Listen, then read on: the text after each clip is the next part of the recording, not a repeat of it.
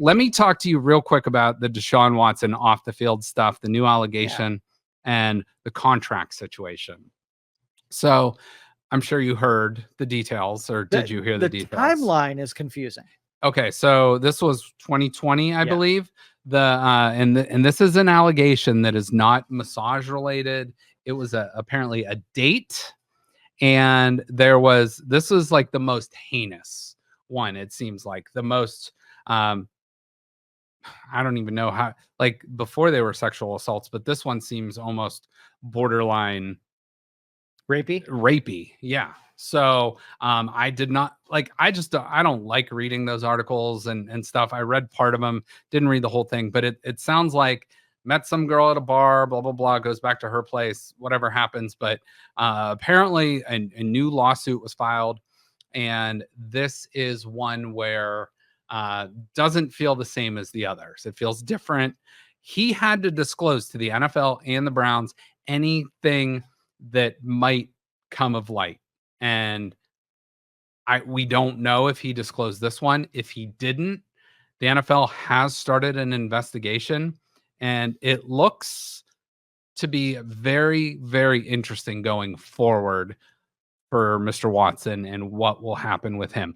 I am not saying he's guilty. I am not saying he's innocent. I am right in between. I tend to go innocent until proven guilty.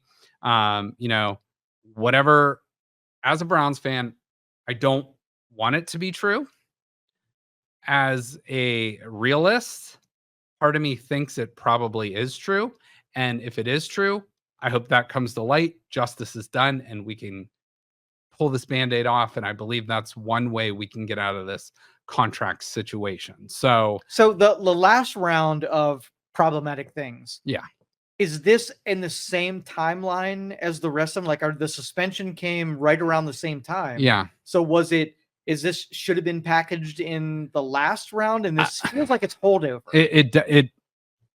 I don't know. I really don't know, but it sounds like it's not. It sounds like maybe it could have been in the same time frame, but this is totally different than what we saw before. And here's just one thing I saw posted that's really interesting too. So I'm going to just read this verbatim. Here's the full language of paragraph 42. So it says, player hereby represents and warrants, as of the date hereby, player has not been charged with, indicted for, convicted, or pled to any felony or misdemeanor involving fraud or moral turpitude. Player has not engaged in conduct which could subject him to a charge, indictment, or conviction of any such offense. No circumstance exists that would prevent players continuing availability to the club for the duration of this contract. So this was something Deshaun Watson had to sign with the NFL, with the Cleveland Browns, going forward with his, suspension, his contract, and all that. And it said, did Watson disclose this specific potential claim to the Browns in writing before he signed the contract? That's the key question. If he did, the lawsuit can't activate paragraph 42. If he didn't, things get potentially complicated. I am no lawyer, but that sounds to me like if he didn't tell the Browns, he didn't tell the NFL, this is investigation, and he gets suspended for this, it sounds like the Browns can move on, cut him. And I know there's still salary cap implications and all that, but it sounds like you can move on from this. Breach of contract, maybe get a refund, and you can move on. And we all know it's a guaranteed 230, but this would trigger a clause in the contract, paragraph 42, that would then potentially void that contract. Again, I'm no lawyer, right? But what say you on this? Yeah, and whether it be if we can get any reason to just move on from this, I'm all game. Like, I yes, he's a talent, but it is not worth being soiled with you have one instance, and I'm willing to kind of see maybe this is someone just going after a paycheck or whatever. But there is a true pathway Yeah. to bad behavior, Yeah. and we need to move on from this team. And I put it out there on social media, and there was hundreds of comments and likes and stuff on it, but there were several people that came at me for it. I have been, if people know me, I have been a Browns fan since I can remember. I wore a Bernie Kosar jersey for Halloween when I was like 3 years old. I have been a loyal, miserable Browns fan for many, many years. And there is nothing more I wanted than Deshaun Watson to be innocent of this stuff, to have him succeed and do well for the Browns, the franchise that I love. It has been very difficult being a Browns fan these last 2 years, 3 years. And that's because it's one of those things. It's like, I don't want your morals, my morals, whatever it might be, brought into question because of a team I root for and love. I have loved this team before Deshaun Watson. I will love this team after Deshaun Watson. I am struggling, but I love this team with him or with him not on the team. So it's one of those, it's one of those really tough things, because you almost feel dirty as a fan a little bit rooting for him and the team if you know these things are true. So it's like, okay, the 24, 25, 26 allegations of whatever, it's like, okay, maybe a bunch of those were fabricated or false or whatever. And I don't know. You don't know. Only the women and Deshaun Watson know. But we've been consistent, because whether it's Ben Roethlisberger, Ray Rice, or now Deshaun Watson, if it seems like there's a broken person and we're rewarding them with a ton of money and respect in a team, that's not fair to the people who follow the rules. And it really isn't. And I've been someone that has tried, I'm not going to say I'm defending him, but I'm saying it's like innocent until proven guilty. And like I said, I thought some of those might be money grabs. It's like, why is this person, putting themselves out there after 3-4 years to get money, when it's like, well, I don't know why. Maybe that was the route the attorney wanted to go in Houston. But it's just kind of one of those things that after all this time, it's exhausting. It really is exhausting. All right, so let's waterfall this out. Yeah. All right, let's just say either by injury or by NFL, taking him off of the plan. Mm-hmm. Do we have a quarterback that can carry this offense for the rest of the season, or do you go out and find a free agent, somebody who's not employed? We're not going to find a free agent. I think you have two other quarterbacks on the roster with Jameis Winston and Dorian Thompson-Robinson. I am still in the mindset of Deshaun Watson looked like garbage last Sunday. He looked terrible. I'm not going to say he's not going to be worse, because right now it seems like anything's on the table. And as a Browns fan, we know we've seen the worst of the worst at times in the past.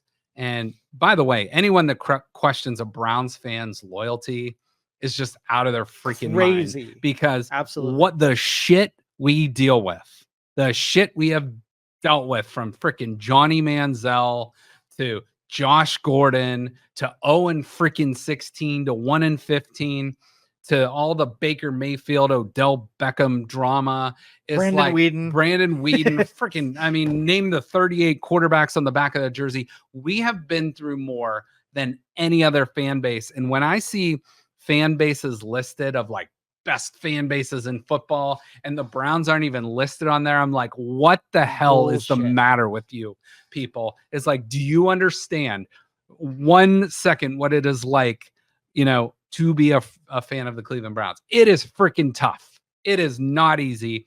And I have been a fan for, I am 43 years old. I'm a man. I'm 43. I have been a fan for 40 years, as long as I can remember, literally as long as I can remember. I remember crying when they lost to the Houston Oilers, and I was like 6 years old, in the playoffs on Christmas Eve, way back when. And my grandma said something to my mom, is like, why do you let him root for that team? That was back Somebody in the has sense in your family. That was back in the mid or late 80s. And remember, we're still paying Hugh, one of the greatest greatest Hugh Jackson. We're still paying him. We still celebrate him on January 31st every year, 1-31 day. But it's like, I'm just sick of people anyone that comes out of Browns fan, it's just like any other fan base. There's really good fans and there's some crappy ones too. The people that start fights in the stands, the people that just talk trash and are like, whatever. But it's like the Browns fans as a whole have the most loyal fan base in all of sports, college, football, baseball, basketball, hockey, whatever it might be. The Browns fans have the most loyal fan base in all of sports. And the shit we've had to deal with and the shit we keep continuing to deal with, that is why I put that thing out about Deshaun Watson, because at this point, I just want it to be over. I just want to root for my football team on Sundays, and hopefully they win more than they lose. They get to the playoffs, and eventually, maybe before I die, we'll see a Super Bowl. Who knows? But I don't know. It is absolutely Stockholm syndrome with all of the Browns fan base. 100%. Yes. Like, yeah, we have captors. Yeah. Right. Yeah. We are loyal to our captors. And I know a lot of people hate the Haslams, and I get that. I get that totally. I wish you wouldn't meddle so much. But one thing I will say to defend them, there is no owner that spends more money than the Haslams on their football team. So that is one good thing I can say about them moving on forward. So. Do you think Deshaun Watson, let's just say this plays out the way that it looks like it's going to play out. Yeah. Do you think it is the worst player investment that the Browns franchise has ever made? Not just the Browns, maybe in all of sports. Maybe in all of sports. If you Yeah. think about it. So, you look at those trades and what the Texans took instead, but it's like, if you think of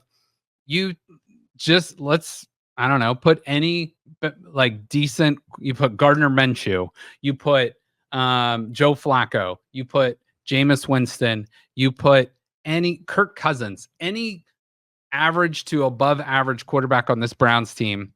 And then you add 3 first-round draft picks, you add 2 second-round draft picks, and whatever else was in there. It's like this roster that's already really good. How loaded would it be then? Heck, and we all know the Browns have consistently missed on draft picks, but the first-round draft picks, Andrew Berry hasn't had to take any. I think the only one he did take was Jed Wills, who I'm ready to get rid of. But I wish almost we could say, take John Dorsey as your drafter, take Andrew Berry as your cap and like analyst, and put them together. And people are listening. Don't think that we think Andrew Berry is an idiot. I love Andrew Berry. I really do. I really do. The guy's got skills. I think the Browns.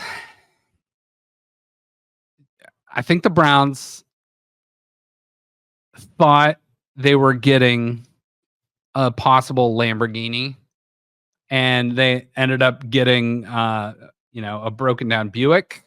That maybe we thought, hey, we'll put some work into this. Maybe we'll get, maybe this Buick will turn into a Cadillac or whatever. And maybe it won't be the Lamborghini that it was in the past. But I am not saying Deshaun Watson is a complete lemon or a dud, because he just hasn't played enough. But I don't think we're getting that Lamborghini. But just give me something in the middle that can give me an A to B. When it doesn't work out, we notice it. But we got an Amari Cooper at the later stages, and he's been a rock star. Yeah. We got Deshaun Watson's only 28 years old. 27 running back. Kareem Hunt. Yeah. Later stages of a running back's life, and he was amazing. So you make those investments thinking that you're going to get that Lamborghini. Sometimes it pans out, and sometimes it's a freaking dumpster fire. We just happen to get 1 dumpster fire to 2 Lamborghinis. And I will say something, the only thing I will say in Deshaun Watson's defense, right now, you have one of the better running backs maybe in football